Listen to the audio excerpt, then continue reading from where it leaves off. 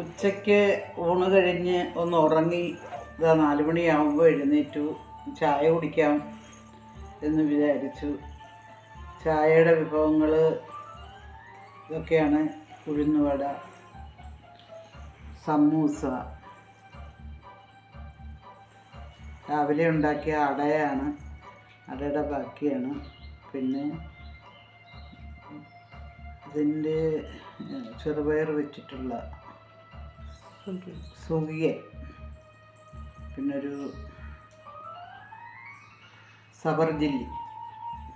ചായ കട്ടൻ ചായയാണ്, അത് കുടിക്കാമെന്ന് വിചാരിച്ചു.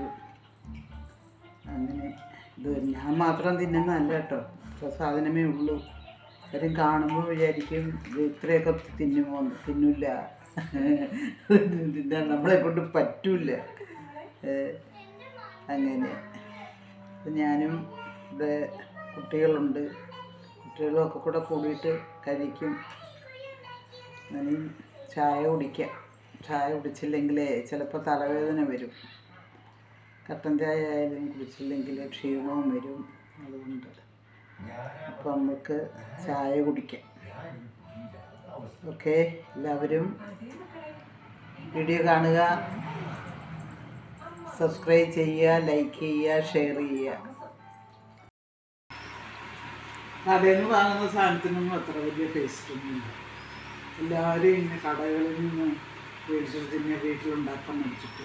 പക്ഷെ അതേസമയം നമ്മുടെ ഉഴുന്നുവട അത്ര ടേസ്റ്റ് വരാം. ഇന്ന് കാലത്ത് നമ്മളിവിടെ ഉണ്ടാക്കിയ കൊഴുക്കട്ട മാതിരിയുള്ള ഉണ്ടയായിട്ടല്ല ഉണ്ടാക്കിയത്. അങ്ങനത്തെ ഒരു അപ്പമാണ്, തേങ്ങയൊക്കെ വെച്ചിട്ട്, പഞ്ചസാരയും തേങ്ങയൊക്കെ വെച്ചിട്ടുള്ളത്. അതിനെന്തൊരു ടേസ്റ്റാണ്. അപ്പോൾ അത് തിന്നണം തോന്നുന്നു. ഒരു ഉഴുന്നോടെ നമ്മൾ എങ്ങനെയോ കഴിച്ചു.